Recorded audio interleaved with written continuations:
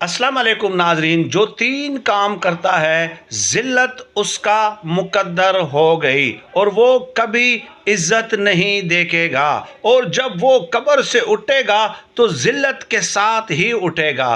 बेशक अगर वो तहज्जुद गुजार हो या पूरे दिन का रोज़ेदार हो, लेकिन अगर वो ये तीन काम करेगा तो याद रखें कि जिल्लत उसका मुकद्दर है। उन तीन कामों में से पहला काम है झूठ बोलना, जो झूठ बोलता है, और दूसरा काम है जो जुल्म करता है, और तीसरा है जो धोखा देता है यानी कि अमानत में ख़यानत करता है। फ़र्ज़ किया कोई इंडिविजुअल ज़ाती हैसियत में या कौमी ख़जाने की अमानत में ख़यानत करना। चुनाचे ये तीन काम अगर कोई इंडिविजुअल करता है, कोई कौम करती है, तो जिल्लत उसका मुकद्दर है। ये अल्लाह का